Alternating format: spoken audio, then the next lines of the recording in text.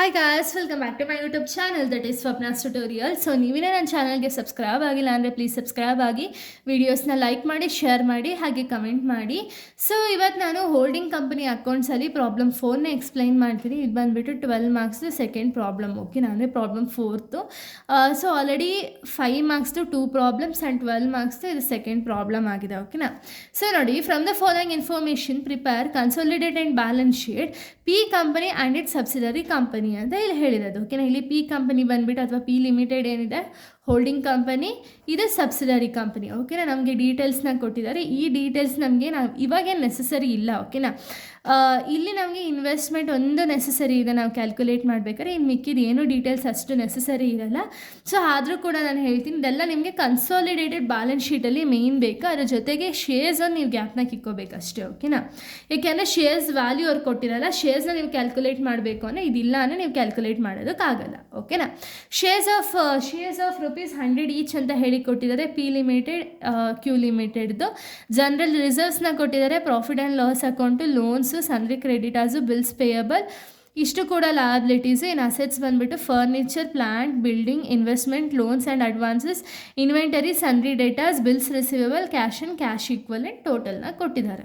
ಓಕೆನಾ, ಇದಾದಮೇಲೆ ನಿಮ್ಗೆ ಇಲ್ಲಿ ಏನು ಮೇನ್ ಬೇಕು ಅಂದರೆ ಅಡ್ಜಸ್ಟ್ಮೆಂಟ್ನ ನೀವು ನೋಡಬೇಕು. ಓಕೆನಾ, ಸೊ ಅಡ್ಜಸ್ಟ್ಮೆಂಟಲ್ಲಿ ಏನಿದೆ ಅಂತ ಹೇಳಿ ನೋಡಿ, ಅದಾದಮೇಲೆ ಪ್ರಾಬ್ಲಮ್ನ ಮುಂದಕ್ಕೆ ಸಾಲ್ವ್ ಮಾಡ್ತಾ ಹೋಗೋಣ. ಓಕೆನಾ, ಸೊ ನೋಡಿ, ಇಲ್ಲಿ ಏನು ನಮಗೆ ಕೊಟ್ಟಿರೋದು ಅಂದರೆ bills payable of Q limited includes 30,000 due to P limited ಅಂತ ಹೇಳಿದ್ದಾರೆ. ಓಕೆನಾ, bills payable of Q limited ಏನಿದೆಯಲ್ಲ ಇದು 30,000 ಡ್ಯೂ ಇನ್ಕ್ಲೂಡ್ ಆಗಿರುತ್ತೆ. ಓಕೆನಾ, and sundry creditors of P limited includes 50,000 due to Q limited ಅಂತ ಹೇಳಿದ್ದಾರೆ.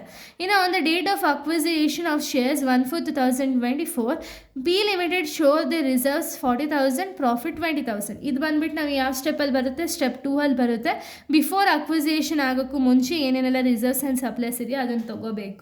ಬಟ್ ಇದೇ ಏನರ ಅಡ್ಜಸ್ಟ್ಮೆಂಟ್ ನಾವು ಮಾಡಬೇಕು ಅಥವಾ ಏನಕ್ಕೆ ಇಂಪಾರ್ಟೆಂಟು, ಬಿಲ್ಸ್ ಪೇಯಬಲ್ ಮತ್ತು ಬಿಲ್ಸ್ ಸನ್ರಿ ಕ್ರೆಡಿಟರ್ಸ್ ಏನು ಕೊಟ್ಟಿದ್ದಾರಲ್ಲ ಇದು ಯಾವಾಗ ನೀವು ತೊಗೋಬೇಕು ಅಂದರೆ, ನೀವು ಯಾವಾಗ ಕನ್ಸಾಲಿಡೇಟೆಡ್ ಬ್ಯಾಲೆನ್ಸ್ ಶೀಟ್ನ ಮಾಡ್ತಿರಲ್ಲ, ಬಿಲ್ಸ್ ಪೇಯಬಲ್ ಅಂದರೆ ಇದು both bills payable, bills receivable ಎರಡರಲ್ಲೂ ಚೇಂಜಸ್ ಆಗುತ್ತೆ. ಓಕೆನಾ, ಇದನ್ನು ಮೈನಸ್ ಮಾಡ್ತೀರಾ ಅಮೌಂಟು. ಆ್ಯಂಡ್ ಇಲ್ಲಿ ಸನ್ರಿ ಕ್ರೆಡಿಟರ್ಸ್ ಅಂದರೆ ಏನು, ಸನ್ರಿ ಕ್ರೆಡಿಟರ್ಸಲ್ಲೂ ಆಗುತ್ತೆ, ಸನ್ರಿ ಡೆಟಾರ್ಸಲ್ಲೂ ಕೂಡ ಮೈನಸ್ ಆಗುತ್ತೆ ಅಮೌಂಟ್. ಓಕೆನಾ, ಇಷ್ಟೇ. ಇಲ್ಲಿ ಏನು ಅಮೌಂಟ್ ಕೊಟ್ಟಿರ್ತಾರೋ ಆ ಅಮೌಂಟ್, ಡ್ಯೂ ಅಮೌಂಟು ಮೈನಸ್ ಆಗುತ್ತೆ. ಓಕೆನಾ, ಸೊ ಬನ್ನಿ ಫಸ್ಟ್ ಸ್ಟೆಪ್ನ ನಾವು ಕ್ಯಾಲ್ಕುಲೇಟ್ ಮಾಡೋಣ. ಸೊ ನೋಡಿ, ಸ್ಟೆಪ್ 1 ಏನಿದೆ, ಯೂಶಲಿ ಕ್ಯಾಲ್ಕುಲೇಷನ್ ಆಫ್ ರೇಷಿಯೋನೇ ಅಲ್ವಾ ನಾವು ಮಾಡೋದು. So shares of Q limited ಯಾವುದು ಸಬ್ಸಿಡರಿ ಕಂಪ್ನಿದು ಶೇರ್ಸ್ನ ನಾವು ಫೈಂಡ್ ಔಟ್ ಮಾಡೋಣ. ಬಟ್ ಇಲ್ಲಿ ನಮಗೆ ಶೇರ್ಸ್ ಎಷ್ಟು ಅಂತ ಹೇಳಿ ಕೊಟ್ಟಿಲ್ಲ ಕ್ವಶನಲ್ಲಿ ಅಲ್ವಾ. ಬಟ್ ಕ್ಯೂ ಲಿಮಿಟೆಡ್ದು ಶೇರ್ಸ್ ವ್ಯಾಲ್ಯೂ ಕೊಟ್ಟಿದ್ದಾರೆ 4 lakh. ಎಷ್ಟು ರುಪೀಸು, ಒಂದಕ್ಕೆ ಎಷ್ಟು ರುಪೀಸ್ ಆಗುತ್ತೆ, 100 ಈಚ್ ಅಂತ ಹೇಳಿರೋದು ಅಲ್ವಾ. 4 lakh ಡಿವೈಡೆಡ್ ಬೈ 100 ಮಾಡಿದಾಗ 4,000 ರೂಪೀಸ್ ಬರುತ್ತೆ. ಓಕೆನಾ, ಈ 4,000ಅಲ್ಲಿ ನೋಡಿ 4,000 ಶೇರ್ಸ್ ಇದೆ. ಓಕೆನಾ, 4,000 ಶೇರ್ಸಲ್ಲಿ ಪಿ ಲಿಮಿಟೆಡ್ ಎಷ್ಟು ಅಕ್ವೈರ್ ಮಾಡಿದ್ದಾರೆ, ಹಾಗೆ ಒಂದು ಮೈನಾರಿಟಿ ಶೇರ್ಸ್ ಎಷ್ಟು ಅಂತ ಹೇಳಿ ಕಂಡುಹಿಡಿದು ಅದಾದಮೇಲೆ ನಾವು ರೇಷಿಯೋನ ಫೈಂಡ್ ಔಟ್ ಮಾಡಬೇಕು. ಓಕೆನಾ, ಸೊ ನೋಡಿ, ಈ ಕ್ವಶನ್ ನೀವು ಅಬ್ಸರ್ವ್ ಮಾಡಿದರೆ ಎಷ್ಟು ಶೇರ್ಸು ಹೋಲ್ಡಿಂಗ್ ಕಂಪನಿ ಅಕ್ವೈರ್ ಮಾಡಿದ್ದಾರೆ ಅಂತ ಹೇಳಿ ನಿಮಗೆ ಇಲ್ಲಿ ಇನ್ವೆಸ್ಟ್ಮೆಂಟಲ್ಲಿ ಕೊಟ್ಟಿರ್ತಾರೆ. ಓಕೆನಾ, ಒಂದೊಂದು ಸತಿ ನಿಮ್ಗೆ ಅಡ್ಜಸ್ಟ್ಮೆಂಟಲ್ಲಿ ಕೊಡ್ತಾರೆ, ಇಲ್ಲ ಸ್ಟಾರ್ಟಿಂಗಲ್ಲೇ ಕೊಡ್ತಾರೆ, ಇಲ್ಲ ಅಲ್ಲೂ ಕೊಟ್ಟಿಲ್ಲ ಅಂದರೆ ಈ ರೀತಿ ಇನ್ವೆಸ್ಟ್ಮೆಂಟಲ್ಲಿ ಕೊಟ್ಟಿರ್ತಾರೆ. ಓಕೆನಾ, 3,000 ಶೇರ್ಸ್ ಇದೆ. ಸೊ 4,000 3,000ನ ಪಿ ಕಂಪನಿಯವ್ರು ಅಕ್ವೈರ್ ಮಾಡೋದು ಅಂದರೆ ಇನ್ನು ರಿಮೈನಿಂಗ್ 1,000 ಏನಿರುತ್ತಲ್ಲ ಅದು ಮೈನಾರಿಟಿ ಶೇರ್ಸ್ ಆಗುತ್ತೆ. ಓಕೆನಾ, ಇವಾಗ ರೇಷಿಯೋ ಫೈಂಡ್ ಔಟ್ ಮಾಡೋದು ಹೆಂಗೆ, 30 ಕ್ಯಾನ್ಸಲ್ ಆಗುತ್ತೆ, 3:1 ಬಂದುಬಿಟ್ಟು ರೇಷಿಯೋ. ಓಕೆನಾ, 3:1 ಅಂದರೆ 3 ಡಿವೈಡೆಡ್ ಬೈ 4 ಆಗುತ್ತೆ, 1 ಡಿವೈಡೆಡ್ ಬೈ 4. ಯಾಕೆ 4 ಅಂದರೆ 3 + 1 4 ಅಲ್ವಾ. ಸೊ ಅದಕ್ಕೆ 3 ಡಿವೈಡೆಡ್ ಬೈ 4, 1 ಡಿವೈಡೆಡ್ ಬೈ 4. ಓಕೆನಾ, ಇದು first step, easy. Second step ಏನು, ಕ್ಯಾಪಿಟಲ್ ಪ್ರಾಫಿಟ್ನ ಕ್ಯಾಲ್ಕುಲೇಟ್ ಮಾಡೋದು. ಕ್ಯಾಪಿಟಲ್ ಪ್ರಾಫಿಟ್ ಅಂದರೆ ಏನು, ಪ್ರೀ ಅಕ್ವಿಸಿಷನ್ ಪ್ರಾಫಿಟ್ ಅಂದರೆ ಏನು, ಅಕ್ವೈರ್ ಮಾಡೋದಕ್ಕೂ ಮುಂಚೆ ಏನೇನೆಲ್ಲ ಪ್ರಾಫಿಟ್ ಅಥವಾ ರಿಸರ್ವ್ಸ್ ಇರುತ್ತಲ್ಲ ಅದನ್ನು ಮಾತ್ರ ಇಲ್ಲಿ ತೊಗೋಬೇಕು. ಓಕೆನಾ, ಪರ್ಟಿಕ್ಯುಲರ್ಸ್ ರುಪೀಸ್ ಅಂತ ಹೇಳಿ 2 ಕಾಲಮ್ಸ್ ಹಾಕ್ತೀರಾ. ಇದು ನಿಮಗೆ 12 ಮಾರ್ಕ್ಸಲ್ಲಾದರೆ ಯೂಶಲಿ ಅಡ್ಜಸ್ಟ್ಮೆಂಟ್ಸಲ್ಲೇ ಕೊಟ್ಟಿರ್ತಾರೆ. ಓಕೆನಾ, ಸೊ ನೋಡಿ, ಇಲ್ಲಿ ಕೊಟ್ಟಿದ್ದಾರೆ ರಿಸರ್ವ್ಸ್ 40,000, ಪ್ರಾಫಿಟ್ 20,000 ಇದೆಯಂತೆ. ಓಕೆನಾ, ಆ್ಯಸ್ ಇಟ್ ಈಸ್ ಬರೆಯೋಣ. ರಿಸರ್ವ್ಸ್ 40,000, ಪ್ರಾಫಿಟ್ 20,000, ಈ ಎರಡನ್ನೂ ಆ್ಯಡ್ ಮಾಡಿದಾಗ 60,000 ಏನು ಬರುತ್ತಲ್ಲ ಅದನ್ನು ನಾವು ಕ್ಯಾಪಿಟಲ್ ಪ್ರಾಫಿಟ್ ಅಂತ ಹೇಳಿ ಕರಿತೀವಿ. ಓಕೆನಾ. ಸೊ ಇವಾಗ ನೀವೇನು ಮಾಡಬೇಕು ಅಂದರೆ ಇದನ್ನು ನೀವು ಫಸ್ಟೇ ಕ್ಯಾಲ್ಕುಲೇಟ್ ಮಾಡ್ಕೊಳ್ಳಿ. ಯಾಕೆಂದರೆ ಮೈನಾರಿಟಿ ಇಂಟ್ರೆಸ್ಟ್ನ ಕ್ಯಾಲ್ಕುಲೇಟ್ ಮಾಡಬೇಕಾದ್ರೆ ಮತ್ತೆ ಕ್ಯಾಲ್ಕುಲೇಟ್ ಮಾಡೋ ಅವಶ್ಯಕತೆ ಇರಲ್ಲ. ಓಕೆನಾ. ಶೇರ್ಸ್ ಆಫ್ ಪಿ ಲಿಮಿಟೆಡ್ 60,000 ಏನಿದೆಯಲ್ಲ ಇದು ಈ ರೇಷಿಯೋದಲ್ಲಿ ಡಿವೈಡ್ ಮಾಡಬೇಕು. ಓಕೆನಾ. ಸೊ 3/5 45,000 ಆಗುತ್ತೆ. ಆ್ಯಂಡ್ ಕ್ಯೂ ಲಿಮಿಟೆಡ್ದು 60,000 ಇಂಟು 1/4 ಮಾಡಿದಾಗ 15,000 ಆಗುತ್ತೆ. ಆ್ಯಸ್ ಇಟ್ ಈಸ್ ನೀವು ಬರೀರಿ. ಓಕೆನಾ, ಅಲ್ಲೇ ಬರ್ಕೊಂಡಿರಿ. ಇನ್ನು ಸ್ಟೆಪ್ 3 ಬಂದುಬಿಟ್ಟು calculation of revenue profit. Revenue ಪ್ರಾಫಿಟ್ನ ಯಾವ ರೀತಿ ಕ್ಯಾಲ್ಕುಲೇಟ್ ಮಾಡಬೇಕು ಅಂದರೆ ಇಲ್ಲಿ ನಿಮಗೆ ನಾನು 5 ಮಾರ್ಕ್ಸಲ್ಲಾದ್ರೆ ಸ್ವಲ್ಪ ಡಿಫ್ರೆನ್ಸ್ ಇರುತ್ತೆ. ಓಕೆನಾ. 5 ಮಾರ್ಕ್ಸಲ್ಲಿ ಇದೊಂದು ಸ್ಟೆಪ್ ಮಾತ್ರ ಡಿಫ್ರೆಂಟ್ ಇರುತ್ತೆ. ಏನು ಅಂದರೆ ಅಲ್ಲಿ ಟೋಟಲ್ ಇಯರ್ ಎಂಡಿಂಗಲ್ಲಿ ಅಂದರೆ ಕಂಪ್ಲೀಟ್ 1 ಇಯರ್ದು ಪ್ರಾಫಿಟ್ ಕೊಟ್ಟಿರ್ತಾರೆ, ಅದನ್ನು ಮಾತ್ರ ಡಿಸ್ಟ್ರಿಬ್ಯೂಟ್ ಮಾಡ್ತೀರಾ. ಬಟ್ ಇಲ್ಲಿ ರೆವಿನ್ಯೂ ಒಂದು ರಿಸರ್ವ್ಸ್ ಆ್ಯಂಡ್ ಸಪ್ಲೈಸ್ ಮತ್ತು ಪ್ರಾಫಿಟ್ ಆ್ಯಂಡ್ ಲಾಸ್ ಎರಡೂ ಕೂಡ ಡಿಸ್ಟ್ರಿಬ್ಯೂಟ್ ಮಾಡಬೇಕು. ಫಸ್ಟ್ ನಾವು ಮೈನಾರಿಟಿ ಕಂಪ್ನಿದು ರೆವಿನ್ಯೂ, ರಿಸರ್ವ್ಸ್ ಆ್ಯಂಡ್ ಸಪ್ಲೈಸು ಮತ್ತು ಪ್ರಾಫಿಟ್ ಆ್ಯಂಡ್ ಲಾಸ್ನ ನೋಡೋಣ. ರಿಸರ್ವ್ಸ್ ಆ್ಯಂಡ್ ಸಪ್ಲೈಸ್ ಎಷ್ಟಿದೆ? 1 lakh ಇದೆ. ಪ್ರಾಫಿಟ್ ಆ್ಯಂಡ್ ಲಾಸ್ ಬಂದುಬಿಟ್ಟು 50,000 ಇದೆ ಮೈನಾರಿಟಿ ಕಂಪ್ನಿದು. ಓಕೆನಾ. ಸೊ ನೋಡಿ 1 lakh ರಿಸರ್ವ್ಸ್ ಇದೆ. ಈ ರಿಸರ್ವ್ಸಲ್ಲಿ ರಿಯಲೈಸ್ಡ್ ರಿಸರ್ವ್ಸ್ ಎಷ್ಟಿದೆ? 40,000. 1 lakh ಮೈನಸ್ 40,000 ಮಾಡಿದಾಗ 60 ಬರುತ್ತೆ. ಪ್ರಾಫಿಟ್ ಆ್ಯಂಡ್ ಲಾಸ್ ಅದ್ರ ವ್ಯಾಲ್ಯೂ 50,000 ಇತ್ತು, ಮೈನಸ್ ಅನ್ರಿಯಲೈಸ್ಡ್ ಎಷ್ಟಿದೆ? 20,000, 30,000 ಬರುತ್ತೆ. ಸೊ ಎರಡೂ ಆ್ಯಡ್ ಮಾಡಿದಾಗ 90,000 ಬರುತ್ತಲ್ಲ, ಇದು ಬಂದುಬಿಟ್ಟು ರೆವಿನ್ಯೂ ಪ್ರಾಫಿಟ್. ಓಕೆನಾ. ಇವಾಗ ಶೇರ್ ಬೇಸಿಸ್ ಮೇಲೆ ವ್ಯಾಲ್ಯೂ ಅನ್ನೋದು ರೇಷಿಯೋ ಬೇಸಿಸ್ ಮೇಲೆ ಶೇರ್ ಮಾಡೋಣ. 90,000 ಇಂಟು 3/4 ಮಾಡಿದಾಗ 67,500 ಪಿ ಲಿಮಿಟೆಡ್ದು, 90,000 ಇಂಟು 1/4 ಮಾಡಿದಾಗ 22,500 ಕ್ಯೂ ಲಿಮಿಟೆಡ್ದು. ಓಕೆನಾ. ಇದು 3 ಸ್ಟೆಪ್ಸ್. ಇಲ್ಲಿ ಯಾರಿಗೂ ಕನ್ಫ್ಯೂಷನ್ ಇಲ್ಲ ಅಂದ್ಕೊಳ್ತೀನಿ. ಓಕೆನಾ. ಈಗ ಸ್ಟೆಪ್ 4ನ ನೋಡೋಣ ನಾವು.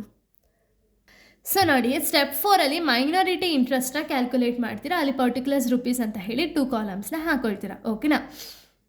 ಫಸ್ಟ್ ನೀವು ಫೇಸ್ ವ್ಯಾಲ್ಯೂ ಆಫ್ ಎಮ್ ಲಿಮಿಟೆಡ್ದು ಫೇಸ್ ವ್ಯಾಲ್ಯೂ ಅಥವಾ ಮೈನಾರಿಟಿ ಶೇರ್ಸ್ದು ಫೇಸ್ ವ್ಯಾಲ್ಯೂ ಎಷ್ಟಿದೆ ಅಂತ ಹೇಳಿ ನೋಡಬೇಕು. ನೋಡಿ 1000 ಫೇಸ್ ವ್ಯಾಲ್ಯೂ ಇದೆ, ಆಲ್ರೆಡಿ ನಾವು ಕ್ಯಾಲ್ಕುಲೇಷನ್ ಆಫ್ ರೇಷಿಯೋದಲ್ಲಿ ತೊಗೊಂಡಿರ್ತೀವಿ ಅಲ್ವಾ.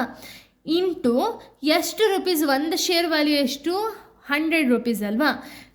ಇಂಟು 100 ಮಾಡಿದಾಗ 1 lakh ಬರುತ್ತೆ, ಅದು ಫೇಸ್ ವ್ಯಾಲ್ಯೂ. ಇದಕ್ಕೆ ನೀವು share of capital profit already ನೀವು ಏನು ಸ್ಟೆಪ್ 2ಅಲ್ಲಿ ಆನ್ಸರ್ ಫೈಂಡ್ ಔಟ್ ಮಾಡಿರ್ತೀರಲ್ಲ, ಸ್ಟೆಪ್ 2 ಆ್ಯಂಡ್ ಸ್ಟೆಪ್ 3 ತೊಗೋಬೇಕು. ಓಕೆನಾ. ಯಾವುದ್ರದ್ದು? ಬರೀ ಮೈನಾರಿಟಿದು ಮಾತ್ರ ಸ್ಟೆಪ್ 4ಅಲ್ಲಿ ತೊಗೊಳ್ಳೋದು. ಅಂದರೆ ಏನು? ಯಾವ್ದು ಸಬ್ಸಿಡರಿ ಕಂಪನಿ ಇರುತ್ತಲ್ಲ ಆ ಕಂಪ್ನಿದು ಮಾತ್ರ ನೀವು ತೊಗೊಳ್ತೀರಿ. ಇಲ್ಲಿ ಸಬ್ಸಿಡರಿ ಕಂಪನಿ ಯಾವುದು? Q limited. ಕ್ಯೂ ಲಿಮಿಟೆಡ್ದು ವ್ಯಾಲ್ಯೂ ಎಷ್ಟಿದೆ? ರೆವಿನ್ಯೂ ಕ್ಯಾಪಿಟಲ್ ಪ್ರಾಫಿಟಲ್ಲಿ 15,000 ಆ್ಯಸ್ ಇಟ್ ಈಸ್ ತೊಗೊಳ್ಳೋಣ.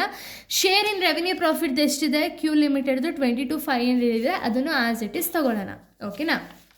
ಸೊ ನೋಡಿ, ಇವಾಗ ಎರಡೆಲ್ಲ ಆ್ಯಡ್ ಮಾಡಿದಾಗ ನಮಗೆ ಮೈನಾರಿಟಿ ಇಂಟ್ರೆಸ್ಟ್ ಎಷ್ಟು ಬರುತ್ತೆ? 1,37,500 ರೂಪೀಸ್ ಬರುತ್ತೆ. ಓಕೆನಾ. ಇದು ಸ್ಟೆಪ್ 4. ಇನ್ನು ಸ್ಟೆಪ್ 5 ಬಂದುಬಿಟ್ಟು ಕ್ಯಾಲ್ಕುಲೇಷನ್ ಆಫ್ ಕಾಸ್ಟ್ ಆಫ್ ಕ್ಯಾಪಿಟಲ್ನ ಕ್ಯಾಲ್ಕುಲೇಟ್ ಮಾಡಬೇಕು. ಓಕೆನಾ. ಕಾಸ್ಟ್ ಆಫ್ ಕ್ಯಾಪಿಟಲ್ನ ಯಾವ ರೀತಿ ಕ್ಯಾಲ್ಕುಲೇಟ್ ಮಾಡ್ತೀರಾ? ಇಲ್ಲೂ ಕೂಡ ಪರ್ಟಿಕ್ಯುಲರ್ಸ್ ರುಪೀಸ್ ಅಂತ ಹೇಳಿ 2 ಕಾಲಮ್ಸ್ನ ಹಾಕ್ಕೊಳ್ತೀರಾ. ಫಸ್ಟು ಕಾಸ್ಟ್ನ ಅಮೌಂಟ್ನ ಹಾಕ್ಕೋಬೇಕು. ಓಕೆನಾ. ಸೊ ಕಾಸ್ಟ್ ಅಂದರೆ ಏನಿಲ್ಲಿ? Cost held by P limited. P limited ಯಾವುದು? ಹೋಲ್ಡಿಂಗ್ ಕಂಪನಿದು ಮಾತ್ರ ಇಲ್ಲಿ ತೊಗೊಳ್ಳೋದು. ಓಕೆನಾ. ಸ್ಟೆಪ್ 5ಅಲ್ಲಿ ಸೊ ಹೋಲ್ಡಿಂಗ್ ಕಂಪನಿದು ಎಷ್ಟಿದೆ ಕಾಸ್ಟ್? ನಿಮ್ಗೆ ಯೂಶ್ವಲಿ ಬ್ಯಾಲೆನ್ಸ್ ಶೀಟಲ್ಲಿರುತ್ತೆ. ಇನ್ವೆಸ್ಟ್ಮೆಂಟ್ ಏನಿದೆಯಲ್ಲ, ಇನ್ವೆಸ್ಟ್ಮೆಂಟ್ ಅಮೌಂಟ್ನ ತೊಗೊಳ್ತೀರಾ. ಸೊ ನೋಡಿ, ಇನ್ವೆಸ್ಟ್ಮೆಂಟ್ ಎಷ್ಟಿದೆ? 3,36,000 ಇದೆ. ಆ್ಯಸ್ ಇಟ್ ಈಸ್ 3,36,000ನ ತೊಗೊಳ್ತೀರಾ. ಓಕೆನಾ. ತೊಗೊಂಡು ಇದಕ್ಕೆ ನೀವು ಫೇಸ್ ವ್ಯಾಲ್ಯೂ ಆಫ್ ಶೇರ್ಸ್ನ ಮೈನಸ್ ಮಾಡಬೇಕು. ಓಕೆನಾ. ಫೇಸ್ ವ್ಯಾಲ್ಯೂ ಎಷ್ಟಿದೆ? 3,000 ಹೇಳಿದ್ದಾರೆ. 3,000 ಇಂಟು 100 ಮಾಡ್ಕೋಬೇಕು. ಸೊ 3,000 ಇಂಟು 100 ಮಾಡ್ಕೊಂಡಾಗ 3 lakh ಬರುತ್ತೆ. ಸೊ ಸ್ಟೆಪ್ 5ಅಲ್ಲಿ ನೀವು ಬರೀ ಯಾವುದ್ರದ್ದು ತೊಗೊಳ್ತೀರಾ? ಹೋಲ್ಡಿಂಗ್ ಕಂಪನೀಸ್ ರಿಲೇಟೆಡ್ ಮಾತ್ರ ತೊಗೊಳ್ತೀರಾ. ಓಕೆನಾ. ಇದಾದಮೇಲೆ ಶೇರ್ ಆಫ್ ಕ್ಯಾಪಿಟಲ್ ಪ್ರಾಫಿಟ್ನ ತೊಗೊಳ್ತೀರಾ. ಅಂದರೆ ಏನು? ಸ್ಟೆಪ್ 2 ಅಲ್ಲಿ ಹೋಲ್ಡಿಂಗ್ ಕಂಪನಿದು ಕ್ಯಾಪಿಟಲ್ ಪ್ರಾಫಿಟ್ ಎಷ್ಟಿದೆ ಅದನ್ನು ಮಾತ್ರ ತೊಗೊಳ್ತೀರಾ. ಎಷ್ಟಿದೆ? 45,000 ಇದೆ. ಆ್ಯಸ್ ಇಟ್ ಈಸ್ 45,000ನ ತೊಗೊಳ್ತೀರಾ. ಓಕೆನಾ. ಇವಾಗ 3,60,000 ಮೈನಸ್ 3 lakh ಮೈನಸ್ 45 ಮಾಡಿದಾಗ ನಿಮಗೆ ಗುಡ್ ವಿಲ್ ಎಷ್ಟು ಬರುತ್ತೆ? 15,000 ರೂಪೀಸ್ ಗುಡ್ ವಿಲ್ ಸಿಗುತ್ತೆ. ಓಕೆನಾ. ಇದು ಸ್ಟೆಪ್ 5. ಈ ಸ್ಟೆಪ್ 5ವರೆಗೂ ನೀವು ಪರ್ಫೆಕ್ಟಾಗಿ ಮಾಡಿದ್ರಿ ಅಂದರೆ ಕನ್ಸಾಲಿಡೇಟೆಡ್ ಬ್ಯಾಲೆನ್ಸ್ ಶೀಟ್ ಏನಿದೆಯಲ್ಲ ಅದು ಕೂಡ ಪರ್ಫೆಕ್ಟಾಗಿ ನೀವು ಮಾಡ್ಬೋದು. ಓಕೆನಾ. ಸೊ ಬನ್ನಿ ಇವಾಗ ಕನ್ಸಾಲಿಡೇಟೆಡ್ ಬ್ಯಾಲೆನ್ಸ್ ಶೀಟ್ನ ಹೇಳ್ತೀನಿ. ಓಕೆನಾ. ಸೊ ನೋಡಿ, consolidated balance sheet as on 31/3/2025 ಅಂತ ಹಾಕ್ಕೊಂಡು ಪರ್ಟಿಕ್ಯುಲರ್ಸ್ ರುಪೀಸ್ನ ಹಾಕ್ಕೊಳ್ಳೋಣ. ಫಸ್ಟು ಈಕ್ವಿಟಿ ಆ್ಯಂಡ್ ಲಯಬಿಲಿಟೀಸ್ನ ತೊಗೊಳ್ಳೋಣ. ಓಕೆನಾ. ಈಕ್ವಿಟಿ ಆ್ಯಂಡ್ ಲಯಬಿಲಿಟೀಸಲ್ಲಿ ಫಸ್ಟ್ ನೀವು ಬರೀ ಈಕ್ವಿಟೀಸು, ಜನರಲ್ ರಿಸರ್ವ್ಸು, ಪ್ರಾಫಿಟ್ಟು ಇಷ್ಟನ್ನು ಮಾತ್ರ ಬರೀ ಹೋಲ್ಡಿಂಗ್ ಕಂಪನೀಸ್ ಮಾತ್ರ ತೊಗೊಳ್ತೀರಾ. ಸಬ್ಸಿಡರಿ ಕಂಪನಿದು ಕನ್ಸಿಡರ್ ಮಾಡಲ್ಲ. ಓಕೆನಾ. ಇದು ಬಿಟ್ಟು ರಿಮೈನಿಂಗ್ ಏನೇನೆಲ್ಲ ಐಟಮ್ಸ್ ಇರುತ್ತಲ್ಲ ಅದು subsidiary company and holding company ಎರಡೂ ಆ್ಯಡ್ ಮಾಡಿ ತೊಗೊಳ್ತೀರಾ. ಓಕೆನಾ. ಸೊ ನೋಡಿ, ಫಸ್ಟ್ ಏನು ಕೊಟ್ಟಿದ್ದಾರೆ ನಿಮಗೆ, ಶೇರ್ ಕ್ಯಾಪಿಟಲ್ ಕೊಟ್ಟಿದ್ದಾರೆ 8 lakh. ಆ್ಯಸ್ ಇಟ್ ಈಸ್ 8 lakhನ ತೊಗೊಳ್ಳೋಣ ಶೇರ್ ಕ್ಯಾಪಿಟಲ್. ಓಕೆನಾ. ಇದಾದಮೇಲೆ ರಿಸರ್ವ್ಸ್ ಆ್ಯಂಡ್ ಸಪ್ಲೈಸ್ನ ಕೊಟ್ಟಿದ್ದಾರೆ. ರಿಸರ್ವ್ಸ್, ಜನರಲ್ ರಿಸರ್ವ್ಸ್ನ ಕೊಟ್ಟಿದ್ದಾರೆ 2,90,000, ಅದನ್ನು ಆ್ಯಸ್ ಇಟ್ ಈಸ್ ತೊಗೊಳ್ಳೋಣ. ಪ್ರಾಫಿಟ್ ಆ್ಯಂಡ್ ಲಾಸ್ 2,60,000 ಕೊಟ್ಟಿದ್ದಾರೆ, ಅದನ್ನು ಕೂಡ ಆ್ಯಸ್ ಇಟ್ ಈಸ್ ತೊಗೊಳ್ಳೋಣ. ಓಕೆನಾ. ಇದಾದಮೇಲೆ ಶೇರ್ ಆಫ್ ರೆವಿನ್ಯೂ ಪ್ರಾಫಿಟ್ ಅಂದರೆ ಏನು, ಹೋಲ್ಡಿಂಗ್ ಕಂಪನಿದು ಶೇರ್ ಆಫ್ ರೆವಿನ್ಯೂ ಪ್ರಾಫಿಟ್ ಏನಿದೆಯಲ್ಲ ಅದನ್ನು ತೊಗೋಬೇಕು. ಓಕೆನಾ. So share of revenue profit ಬಂದುಬಿಟ್ಟು ನಿಮಗೆ ಸ್ಟೆಪ್ 3ಯಲ್ಲಿ ಸಿಗುವಂಥ ಒಂದು ಆನ್ಸರ್. ಓಕೆನಾ. ಸ್ಟೆಪ್ 3ದು ಆನ್ಸರ್ ಏನಿದೆಯಲ್ಲ ಅದನ್ನು ನೀವು ಇಲ್ಲಿ ಕನ್ಸಿಡರ್ ಮಾಡಬೇಕು. ಓಕೆನಾ. ಸೊ ನೋಡಿ ಸ್ಟೆಪ್ 3 ನೋಡಿ. ಸ್ಟೆಪ್ 3 ಹೋಲ್ಡಿಂಗ್ ಕಂಪ್ನಿದು ಎಷ್ಟಿದೆ amount, share of revenue profit 67,500 ಇದೆ, ಆ್ಯಸ್ ಇಟ್ ಈಸ್ ಅದನ್ನು ತೊಗೊಳ್ಳೋಣ. ಓಕೆನಾ. ಇದ್ರ ಜೊತೆಗೆ ಮೈನಾರಿಟಿ ಇಂಟ್ರೆಸ್ಟ್ ನಾವು ಏನು ಫೈಂಡ್ ಔಟ್ ಮಾಡಿರ್ತೀವಲ್ಲ ಸ್ಟೆಪ್ 4, ಇದ್ರ ಆನ್ಸರ್ನ ತೊಗೋಬೇಕು. ಓಕೆನಾ. ಸ್ಟೆಪ್ 4 ಆನ್ಸರ್ ಎಷ್ಟಿದೆ ನಮಗೆ, 1,37,500 ಇದೆ, ಅದನ್ನು ಆ್ಯಸ್ ಇಟ್ ಈಸ್ ತೊಗೊಳ್ಳೋಣ. ಓಕೆನಾ. 1,37,500. ಇದಾದಮೇಲೆ ನಾನ್ ಕರೆಂಟ್ ಲಯಬಿಲಿಟೀಸ್ ಯಾವುದೂ ಇಲ್ಲ, ಅದಕ್ಕೆ ನಿಲ್ ಹಾಕೊಳ್ಳೋಣ. ಇದಾದಮೇಲೆ ಕರೆಂಟ್ ಲಯಬಿಲಿಟೀಸ್ ಸ್ಟಾರ್ಟ್ ಆಗ್ತಾ ಹೋಗುತ್ತೆ. ಓಕೆನಾ. ಕರೆಂಟ್ ಲಯಬಿಲಿಟೀಸಲ್ಲಿ ಯಾವುದಿದೆ, ಲೋನ್ಸ್ ಇದೆ 2 lakh ಮತ್ತು 1 lakh ಇದೆ. 2 lakh + 1 lakh ಎಷ್ಟಾಗುತ್ತೆ, 3 lakh ಇದೆ, ಆ್ಯಸ್ ಇಟ್ ಈಸ್ ತೊಗೊಳ್ಳೋಣ. ಓಕೆನಾ. ಇದಾದಮೇಲೆ ನೆಕ್ಸ್ಟ್ ನಮ್ಗೆ ಏನು ಕೊಟ್ಟಿದ್ದಾರೆ, ಸನ್ರಿ ಕ್ರೆಡಿಟಾರ್ಸ್ನ ಕೊಟ್ಟಿದ್ದಾರೆ. ಬಟ್ ಸನ್ರಿ ಕ್ರೆಡಿಟಾರ್ಸು ಬಿಲ್ಸ್ ಪೇಯಬಲ್ಗೆ ನಮ್ಗೆ ಅಡ್ಜಸ್ಟ್ಮೆಂಟ್ನ ಕೊಟ್ಟಿದ್ದಾರೆ ನೋಡಿ. 30,000 due for bills payable, 50,000 due for sundry creditors. ಓಕೆನಾ. ಇದು ಬಿಲ್ಸ್ ಪೇಯಬಲ್ ಇತ್ತು ಅಂದರೆ ಅದು ಬಿಲ್ಸ್ ರಿಸೀವೇಬಲಲ್ಲೂ ಕೂಡ ಚೇಂಜಸ್ ಆಗುತ್ತೆ. ಸನ್ರಿ ಕ್ರೆಡಿಟಾರ್ಸ್ಗಿತ್ತು ಅಂದರೆ ಸನ್ರಿ ಡೆಟಾರ್ಸಲ್ಲೂ ಕೂಡ ಚೇಂಜಸ್ ಆಗುತ್ತೆ. ಏನಿಲ್ಲ, ಇವಾಗ ನಮ್ಗೆ ಏನು ಟೋಟಲ್ ಮಾಡಿದಾಗ ಅಮೌಂಟ್ ಬರುತ್ತಲ್ಲ ಅದರಲ್ಲಿ ಈ ಅಮೌಂಟ್ನ ಮೈನಸ್ ಮಾಡಬೇಕು ಅಷ್ಟೇ. ಓಕೆನಾ. ಸೊ ನೋಡಿ ಸನ್ರಿ ಕ್ರೆಡಿಟಾರ್ಸ್ ಅಮೌಂಟ್ ಎಷ್ಟಿದೆ, 1,50,000 + 60,000ನ ಆ್ಯಡ್ ಮಾಡಿದಾಗ ನಮಗೆ ಸಿಗುತ್ತೆ 2,10,000 ಸಿಗುತ್ತಲ್ವಾ. 2,10,000ಅಲ್ಲಿ ಮೈನಸ್ ಇಂಟರ್ ಕಂಪನಿ ಓನಿಂಗ್ಸ್ ಅಂತ ಹೇಳಿ ಹಾಕಿ ಇದರಲ್ಲಿ ಸನ್ರಿ ಕ್ರೆಡಿಟರ್ಸ್ ಡ್ಯೂ ಎಷ್ಟಿದೆ, 50,000 ಇದೆ, 50,000ನ ಮೈನಸ್ ಮಾಡ್ತೀರಾ. ಓಕೆನಾ. 1,60,000 ಬರುತ್ತೆ. ಇದನ್ನು ನೆಕ್ಸ್ಟ್ ಯಾವುದಿರೋದು ನಮಗೆ, ಬಿಲ್ಸ್ ಪೇಯಬಲ್ ಇದೆ. 1 lakh + 40,000 1,40,000 ಆಗುತ್ತೆ. 1,40,000ಅಲ್ಲಿ ಬಿಲ್ಸ್ ಪೇಯಬಲ್ದು ಡ್ಯೂ ಎಷ್ಟಿದೆ, 30,000 ಇದೆ. ಸೊ ಅದನ್ನು ಇಂಟರ್ ಕಂಪನಿ ಓನಿಂಗ್ಸ್ ಅಂತ ಹಾಕಿ 30,000ನ ಮೈನಸ್ ಮಾಡ್ತೀರಾ. ಓಕೆನಾ. 1,40,000 - 30,000 ಮಾಡಿದಾಗ 1,10,000 ಬರುತ್ತೆ.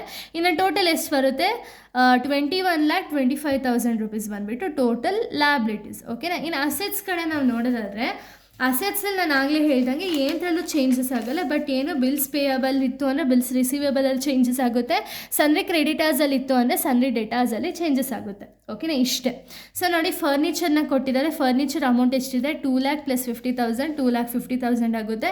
ಪ್ಲ್ಯಾಂಟ್ನ ಕೊಟ್ಟಿದ್ದಾರೆ 5 lakh + 2,20,000 2,50,000 7,50,000 ಆಗುತ್ತೆ. ಬಿಲ್ಡಿಂಗು 2 lakh + 1 lakhನ ಕೊಟ್ಟಿದ್ದಾರೆ. 2 lakh + 1 lakh 3 lakh ಆಗುತ್ತೆ. ಇನ್ವೆಸ್ಟ್ಮೆಂಟ್ನ ನಾವು ತೊಗೊಳಂಗಿಲ್ಲ. ಓಕೆನಾ. ಇದಾದಮೇಲೆ ಲೋನ್ಸ್ ಆ್ಯಂಡ್ ಅಡ್ವಾನ್ಸಸ್ ಇದೆ. ಅದಕ್ಕೂ ಮುಂಚೆ ಸ್ಟೆಪ್ 5ಅಲ್ಲಿ ಗುಡ್ ವಿಲ್ ಆನ್ಸರ್ ಏನು ಬರುತ್ತಲ್ಲ ಅದು ಕೂಡ ಅಸೆಟ್ ಅಲ್ವಾ, ಅಸೆಟ್ಸಲ್ಲಿ ತೊಗೊಳ್ಳೋಣ. ಸೊ ನೋಡಿ ಗುಡ್ ವಿಲ್ ಆನ್ಸರ್ ಎಷ್ಟು ಬಂದಿದೆ, 15,000 ಬಂದಿದೆ, ಆ್ಯಸ್ ಇಟ್ ಈಸ್ 15,000ನ ತೊಗೊಳ್ಳೋಣ. ಓಕೆನಾ. ಇದಾದಮೇಲೆ ಲೋನ್ಸ್ ಆ್ಯಂಡ್ ಅಡ್ವಾನ್ಸಸ್ನ ಕೊಟ್ಟಿದ್ದಾರೆ 60,000, ಆ್ಯಸ್ ಇಟ್ ಈಸ್ ತೊಗೊಳ್ಳೋಣ. ಇನ್ವೆಂಟರಿ 1,20,000 + 90,000 2,10,000 ಆಗುತ್ತೆ, ಆ್ಯಸ್ ಇಟ್ ಈಸ್ ತೊಗೊಳ್ಳೋಣ. ಇದಾದಮೇಲೆ ಸನ್ರಿ ಡೆಟಾರ್ಸ್ನ ಕೊಟ್ಟಿದ್ದಾರೆ. ಸನ್ರಿ ಡೆಟಾರ್ಸ್ ಅಂದರೆ ನಾನು ಆಗಲೇ ಏನಂದೆ, ಸನ್ರಿ ಕ್ರೆಡಿಟಾರ್ಸ್ಗೆ ನಮಗೆ ಅಡ್ಜಸ್ಟ್ಮೆಂಟ್ ಬಂದಿರೋ ರೀಸನಿಂದ ಸನ್ರಿ ಡೆಟಾರ್ಸಲ್ಲೂ ಕೂಡ ನೀವು ಮೈನಸ್ ಮಾಡಬೇಕು. ಓಕೆನಾ.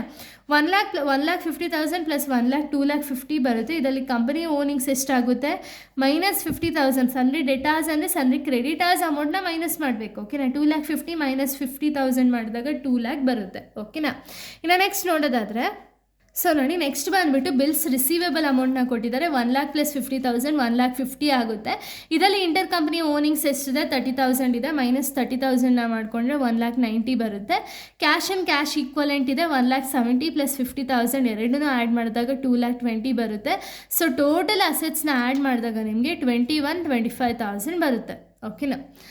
ಸೊ ಇಷ್ಟೇ ಕಂಪ್ಲೀಟಾಗಿ 12 ಮಾರ್ಕ್ಸ್ ಪ್ರಾಬ್ಲಮ್ಸ್. ಓಕೆನಾ. ಇನ್ನು ನೆಕ್ಸ್ಟ್ ವೀಡಿಯೋದಲ್ಲಿ ನಾನು ಬೇರೆ ಒಂದು ಚಾಪ್ಟರ್ನ ಎಕ್ಸ್ಪ್ಲೈನ್ ಮಾಡ್ತೀನಿ. So thank you guys, thanks for watching.